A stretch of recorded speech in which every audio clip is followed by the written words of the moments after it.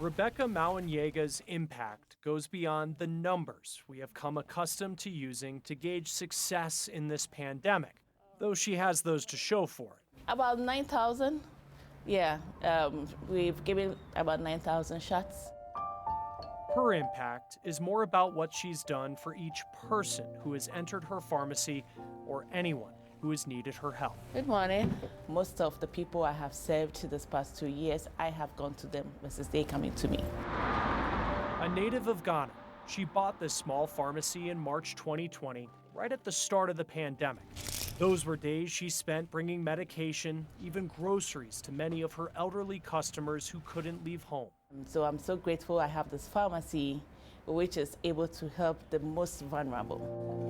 She provides care in a community that, without her, could be considered a pharmacy desert. A pharmacy desert is a neighborhood where the majority of the population lives more than a mile or half a mile, depending on their income and vehicle ownership, from their nearest pharmacy in urban areas.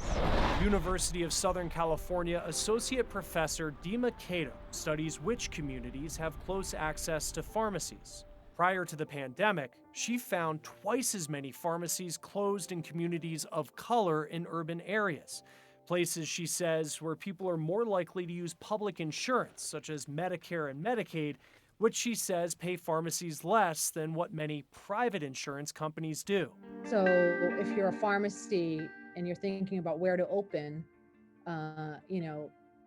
that's not really the best market from a business standpoint. She says more needs to be done to increase reimbursement rates for public insurance so communities like where Rebecca's pharmacy is located aren't left behind. Most of our people here are the low income.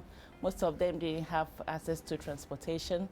So having these facilities very close to them were extremely important. For Rebecca, it's important people here have access. It's also important to trust the person they see in the white coat behind the counter. My role here, being an immigrant, also helped a lot. And being a Black, it also helped a lot of our people here to open up to be vaccinated.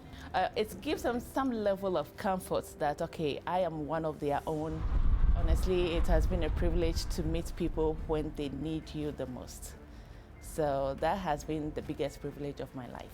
Proof that her work, which is far from over, is leaving a mark that will last beyond the pandemic.